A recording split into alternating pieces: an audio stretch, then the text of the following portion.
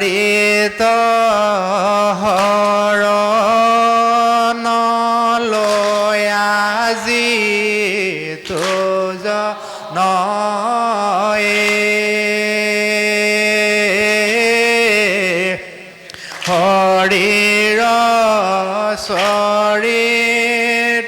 চৰিত্ৰ শ্ৰৱণ কীৰ্তন কৰে ৰামে দুৰ্ঘোৰ অপাৰ সংসাৰ সাগৰ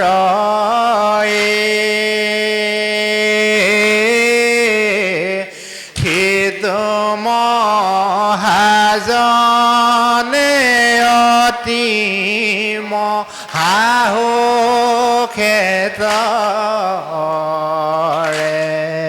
কৃষ্ণ হৰিত হৰণ লয়া যিটো জন হৰিৰ চৰিত্ৰ শ্ৰৱণ কীৰ্তন কৰে তেতিয়া কি হ'ব দুৰ্ঘোৰ অপাৰ সংসাৰ সাগৰ সিটো মহাজনে অতি মহাসুখে তৰে গতিকে আমি যদি এই সমস্যাবিলাকৰ পৰা নিজকে বচাই ৰাখিম বুলি ভাবোঁ তেতিয়াহ'লে আমি হৰিত শৰণ ল'বই লাগিব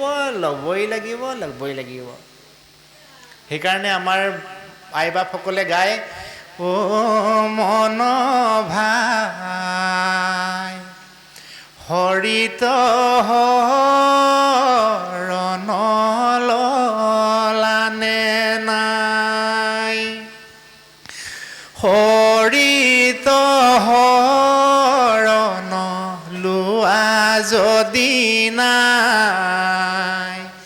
মনুষ্যৰ জনমত একো কাম নাই মনুষ্যৰ জনমত একো কাম নাই আয়ৈ দেহি এই কথাষাৰ গম পাই আমাৰ সমাজৰ গুণী জ্ঞানী সাধুসকলে আমাক হৰিত শৰণ ল'বৰ কাৰণে নামঘৰলৈ আহ্বান জনায় কিন্তু আমি এই গুণী জ্ঞানী ভকতসকলে আহ্বান জনোৱাক আমি সন্দেহ কৰোঁ আমি অবিশ্বাস কৰোঁ হৰিত শৰণ ল'লে হ'ব জানো পাৰিম জানো মই এই জানো হপাই হবলা নেকি এই শব্দবিলাকে আমাক হৰিত শৰণ লোৱাৰ পৰা আঁতৰাই ৰাখিছে যাৰ কাৰণে আমি জৰিত শৰণ লৈছোঁ মানে আমি তাবিজ মাদুলি পিন্ধিছোঁ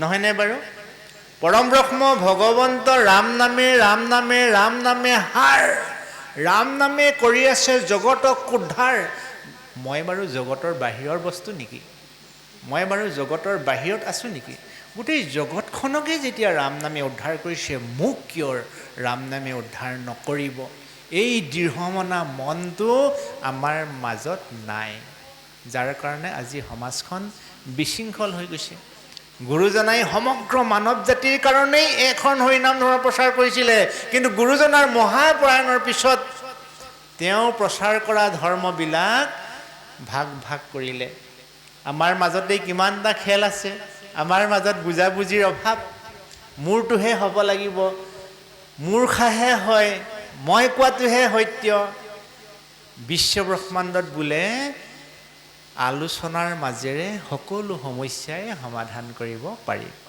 গতিকে এই এখন হৰিনাম ধৰ্ম মহাপুৰুষ শ্ৰীমন্ত শংকৰদেৱে যি সময়ত প্ৰচাৰ কৰিছিলে সেই সময়তে আমি যদি এবাৰ চকু ফুৰাওঁ 1449 খ্ৰীষ্টাব্দত এই অসম মুলুকৰ নগাঁৱৰ বৰদুৱাৰ আলিপুখুৰী নামে ঠাইত পিতৃ কুসুম্বৰ ভূঞা আৰু মাতৃ সত্যসন্ধ্যা আইৰ সন্তান হিচাপে জন্ম হোৱা যি সন্তানক বুঢ়ীমা খেৰসুতীয়ে লালন পালন কৰিলে যিজনৰ ওচৰত গুৰু মহেন্দ্ৰ কন্দলীয়ে দীক্ষা গ্ৰহণ কৰিলে সেই শংকৰদেৱে প্ৰচাৰ কৰা একশৰণ হৰিনাম ধৰ্মক আজি সমাজৰ প্ৰত্যেকজনেই নিজৰ দৃষ্টিকোণৰ ফালৰ পৰা চাইছে পথাৰৰ মাজত থকা গছজোপাক যেনেকৈ চব ফালৰ পৰা মিলাব পাৰি নহয়নে বাৰু যোন ফালৰ পৰা মিলালেও গছজোপা এক নহয় জানো গতিকে মহাপুৰুষ গুৰু শ্ৰীমন্ত শংকৰদেৱে প্ৰচাৰ কৰা ধৰ্মত হাত উজান দি মহাপুৰুষ শ্ৰীমন্ত শংকৰদেৱৰ প্ৰপন্ন শিষ্য শ্ৰী শ্ৰী মাধৱদেৱে বৰ্ণনা কৰিছিল যে হৰি নামৰ ৰসে বৈকুণ্ঠৰ প্ৰকাশে প্ৰেম অমৃতৰ নদী শ্ৰীমন্ত শংকৰে পাৰ ভাঙি দিলা ব্ৰহে ব্ৰহ্মাণ্ডক ভেদি। সেই প্ৰেম অমৃতৰ ৰাম নামৰ নদী, এই ৰাম নামৰ নদীয়েহে সমগ্ৰ জগত তৰিব পাৰিব। কিন্তু মই যে কথাষাৰ কৈ গ'লোঁ, পথাৰৰ মাজত থকা ডাঙৰ গছজোপাক চব ফালৰ পৰা মিলাব পাৰি বুলি আমাৰ সমাজৰ এচাম মানুহে প্ৰেম অমৃতৰ নদী বুলি কৈ সেই সুৰা গ্ৰহণ কৰি আই, বৰ দুখৰ কথা। সেইকণ বোলে নদীৰ জল সদৃশ সুৰা। এইবিলাক অবান্দৰ, এইবিলাকে সমাজ ক্ষতি কৰে, সমাজ ধ্বংস কৰিব। আৰু কিবা কাৰণত যদি গুৰুজনাক অপমান কৰা যায়, গুৰুজনাক অৱজ্ঞা কৰা যায়, তেতিয়াহ'লে তাৰ ফল মানুহে লগে লগে নেপায়, পুৰুষে পুৰুষে পাব, জেনেৰেশ্যন পাব। এটা জেনেৰেশ্যনে ভোগ কৰিব গম নেপালে, কিন্তু আহি থকা জেনেৰেশ্যনটোৱে পৈতৃক সম্পত্তিৰ অজস্ৰ পাহাৰ সদৃশ ধন সম্পত্তিৰ মালিক ওচৰ চুবুৰীয়াই হ'ব। সেই ল'ৰাই লোকৰ ঘৰত হাজিৰা কৰিব যাব লাগিব।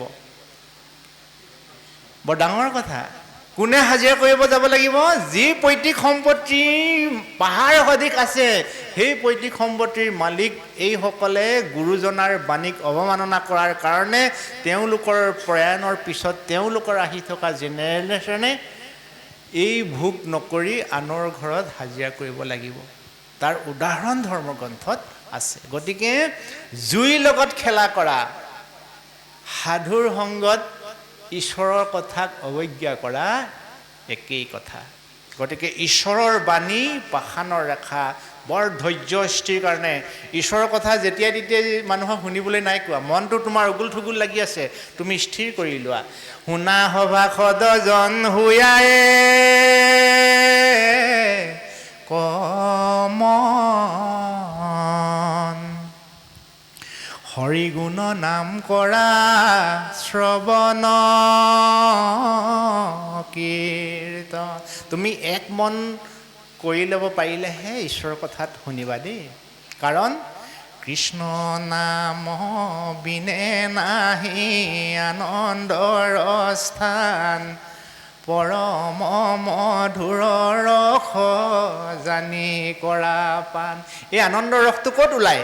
সাধু সংগে কৃষ্ণ কথা যিজনে শুনয়, কৃতাৰ্থ হয় আতি নাহিকে সংশয়। আমাৰ যে সকলোৱে আশা এটা আছে, আশা আছেনে আই? আমি আশা আছে কাৰণে জীয়াই আছোঁ। গতিকে আমি আশা পূৰণৰ কাৰণে সকলোৱে হাতযোৰ কৰি ঈশ্বৰক প্ৰাৰ্থনা কৰোঁ দিয়ক। সকলোৱে হাতযোৰ কৰক।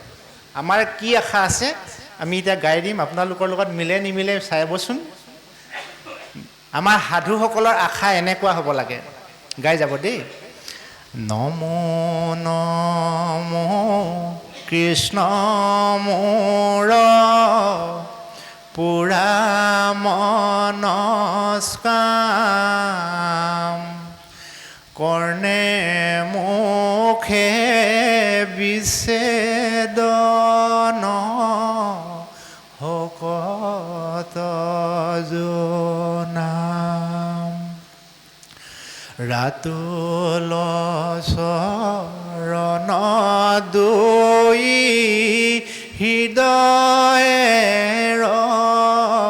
শোক, তজু ভকতৰ সংগ সদায় ৰহুক, এহি কণি কৃপা কৃষ্ণ বাপ কৰিওক, বোলা ৰাম ৰামতেবে দুৰ্গতি গোচুক, বোলা ৰাম ৰামতেবে দুৰ্গতি গোচুক। ও হৰি ও ৰাম কৃষ্ণ। সাধু সমাজলৈ আহিলে চবৰে মনবোৰ এক হৈ যায়। আমি আজি একেখন ঘৰৰ মানুহ, আমাৰ কোনো ভিন পৰ নাই, আমাৰ কোনো ভেদভাৱ নাই। আমি একেখন ঘৰৰ, আমি এই ঠাইত থাকিলে বিষয় বাসনাৰ কথা আপুনি তিল মানুহ মনলৈ নাহে। আপুনি চাবচোন, তেনেকুৱা এডোখৰ বিশ্ব ব্ৰহ্মাণ্ডৰ ঠাই আছে, সেইডোখৰ হৈছে ঈশ্বৰ উপাসনাস্থলী। নমো নমো কৃষ্ণ মোৰ পুৰা মনস্কাম। হে প্ৰভু, তুমি মোৰ মনৰ কামনা পূৰণ কৰিবাচোন। মোৰ মনৰ কামনা হৈছে কৰ্ণে মুখে বিচ্ছেদ নহওক তজু নাম। এৰা এৰি যাতে নহওক। কি এৰা এৰি নহওক? ঈশ্বৰৰ নাম মুখেৰে ক'লে মানে কাণেৰে যাতে মই শুনিবলৈ পাওঁ। পৃথু ৰজাই কৃষ্ণক কৈছিলে যে হে প্ৰভু, তুমি যদি মোৰ প্ৰতি সঁচাই প্ৰসন্ন হৈছা, মোক তুমি এনে বৰ দিয়া যাতে মোৰ এই কাণৰ পাৱাৰটো শক্তিটো 1000খন কাণৰ ক্ষমতাটো দি দিয়া। আমি 2খন কাণেৰে যিমান দূৰলৈ কথা শুনিব পাৰোঁ, যদি 1000খন কাণৰ ইয়াত পাৱাৰটো হৈ যায়। আগতে মোবাইলবিলাকত 2GB আছিলে, কিবা এটা আপুনি ভিডিঅ' ক্লিক কৰিলে মানে এনেকৈ ঘূৰি ঘূৰি থাকে। যেতিয়া 4G 5G এনেকৈ আহি গ'ল, তেতিয়া আপুনি আঙুলিটো লগাই দিয়াৰ লগে লগে গোটেই ভিডিঅ'টো যেনেকৈ আহি যায়, তদ্ৰূপ পৃথু ৰজাই কাণৰ পাৱাৰটো ঈশ্বৰক মানে এই এখন কাণৰ পৰা ইয়াক 1000খন কাণৰ ক্ষমতা দিয়া বুলি যেতিয়া ঈশ্বৰক ক'লে, ঈশ্বৰে তথাস্থ বুলি কৈছিলে। নমো নমো কৃষ্ণ মোৰ পুৰা মনস্কাম, কৰ্ণে মুখে বিচ্ছেদ নহওক তজু নাম, ৰাতুল চৰণ দুই হৃদয় ৰহুক। ঈশ্বৰৰ যে চৰণ যুগলক ৰাতুল চৰণ বুলি কোৱা হয়, চাবলৈ মন গৈছে ন? দিয়ক এবাৰ চাওঁ দিয়ক। ঈশ্বৰৰ চৰণ যুগল ৰাতুল চৰণ আমি চাম আজি। সকলোৱে ভালকৈ বহক, একদম ৰাজ হাড়ডাল পোন কৰি পেলাই বহক। ধুনীয়াকৈ নিৰ্মল এটা মন লৈ আমি ঈশ্বৰৰ চৰণ চাম আজি। কাৰণ ভকতেহে মূৰহিদি জানিবা নিশ্চয়, ভকত জনৰ জানা আমিহে হৃদয়। মই বিনে ভকতে নিশ্চিন্তে কিছুৱান, ভকতত কৰে মই নিশ্চিন্তু হোৱান। হে সখা অৰ্জুন, যি মনুষ্যই মোৰ কৃপা কৰোণা লাভ কৰিবৰ বাবে মোকেই আৰাধনা কৰে, মই তেওঁক হিয়া উজাৰি দি দিওঁ। ভকতেহে মূৰহিদি, মই গোটেই হৃদয়খনকে দি দিওঁ সখা। এনেকৈ বুলি অৰ্জুনক কোৱাৰ চলে আপোনাক মোক কৈছে। গতিকে ময়ে অৰ্জুন, মোৰ সন্মুখত কৃষ্ণ আছে, এই দৃষ্টিকোণটো মনতে লৈ ঈশ্বৰক এবাৰ আবাহন কৰোঁ। হৰি ৰাম। ঈশ্বৰক আবাহন কৰিবৰ কাৰণে নাৰদ প্ৰভুৱে ধ্ৰুৱক এটা মহামন্ত্ৰ শিকাইছিল। আমি এই মহামন্ত্ৰ 4বাৰ স্মৰণ কৰিম সকলোৱে।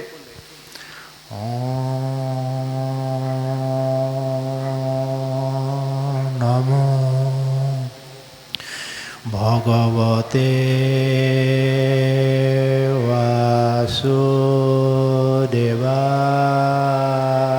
বাসুদেৱায়।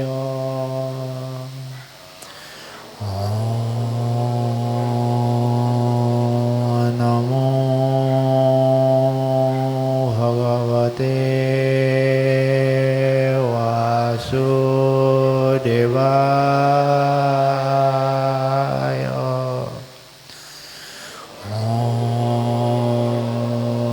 নমো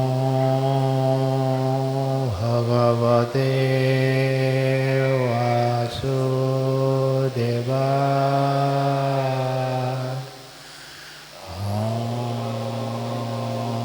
নমো ভগৱতে বাসুদেৱায়। হে প্ৰভু, তুমি নিত্য নিৰঞ্জন, তুমি অনন্ত ঈশ্বৰ প্ৰভু, স্ৰষ্টা দ্ৰষ্টা নিয়ন্তা, সংসাৰৰ তুমি মালিক। বিশাল সাগৰৰ মাজত তুমি অনন্ত সৰ্পত শয্যা কৰা প্ৰভু। জগত মাতৃ আই লক্ষ্মীয়ে তোমাৰ চৰণ সেৱা কৰে। হে দয়াময়, বিশ্ব ব্ৰহ্মাণ্ডক তুমি ব্ৰহ্মাৰূপে সৃজন কৰোৱালা, বিষ্ণুৰূপে তুমি পালন কৰিলা, আৰু ৰুদ্ৰৰূপে তুমি সংহাৰ কৰিছা। ব্ৰহ্মা বিষ্ণু মহেশ্বৰ এই তিনিওৱে তোমাকেই আৰাধনা কৰে প্ৰভু।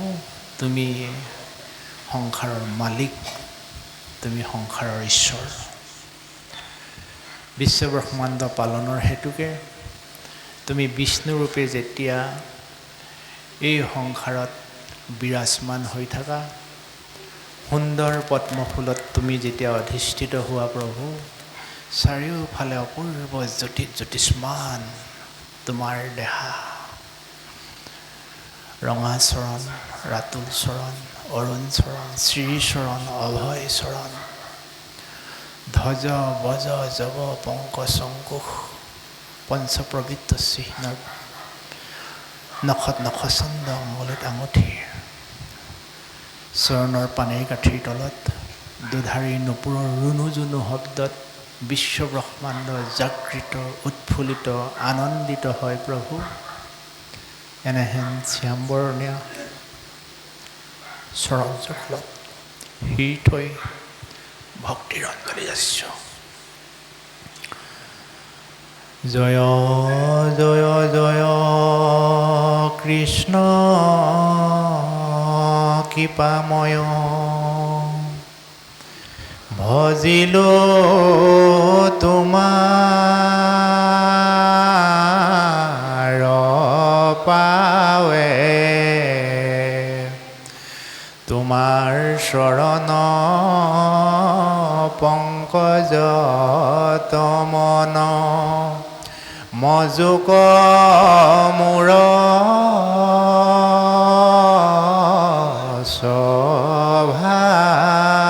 স্বভাৱে, জয় জয় ৰাম জগত কাৰণ, জগত জীৱন স্বামী, পৰম দেৱতা জানিয়া তোমাৰ চৰণে ভজিলো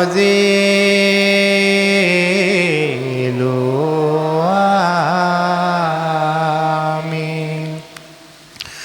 অনাদি অনন্ত হে ভগৱন্ত, ভজো কৰি প্ৰণিপাত,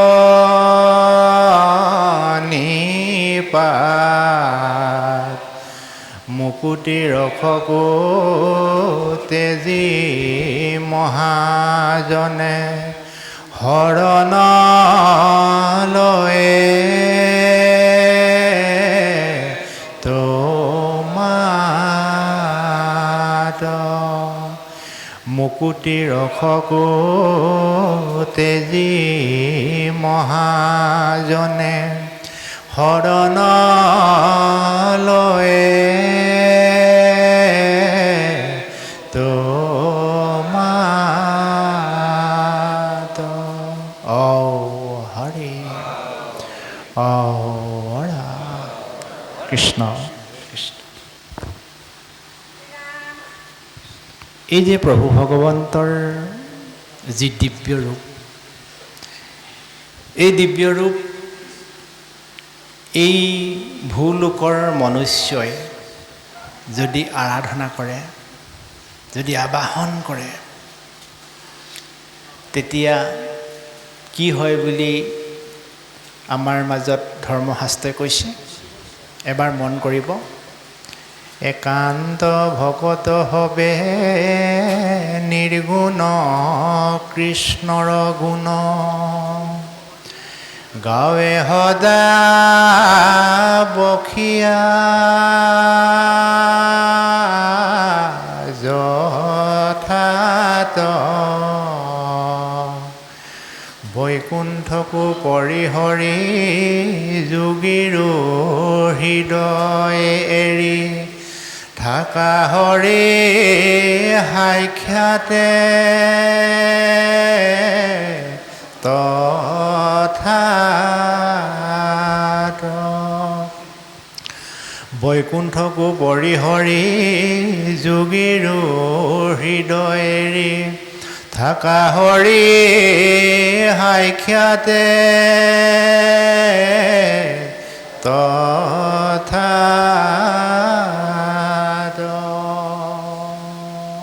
ঔ হৰি ঔ ৰাম এইজন জগতৰ ঈশ্বৰ নিবাসস্থান যোগীৰ হৃদয় আৰু বৈকুণ্ঠ। কিন্তু যোগীৰ হৃদয় আৰু বৈকুণ্ঠৰ পৰাও আঁতৰি যি ঠাইত ঈশ্বৰক আবাহন কৰে সেই ঠাইলৈ তেওঁ উপবিষ্ট হয়। আৰু সেইকাৰণেই এই ভূলোকৰ প্ৰত্যেকজন মানুহেই যদি পৰম ব্ৰহ্ম ভগৱন্তক আবাহন কৰে তেতিয়াহ'লে এই ভূলোকখন হৈ পৰিব বৈকুণ্ঠ লোক। বুজিছেনে? তাত কেতিয়াও অশান্তিৰ দুৰ্ভিক্ষ থাকিব নোৱাৰে। চাৰিওফালে শান্তি, সুখ, আনন্দ। আপুনি মই নিজকেই দুৰ্ভগীয়া বুলি কেতিয়াও ভাবিব নালাগে। আমি দেৱতাতকৈও শ্ৰেষ্ঠ। দেৱতাতকৈ আপুনি মই ওপৰত আছোঁ।